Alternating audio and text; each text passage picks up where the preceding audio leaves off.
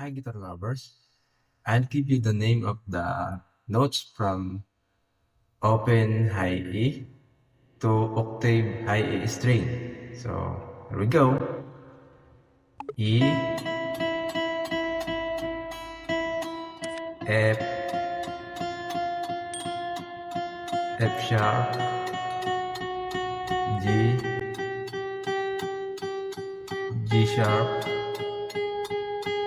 A, B flat, B, C, C sharp, D, E flat, and then octave E.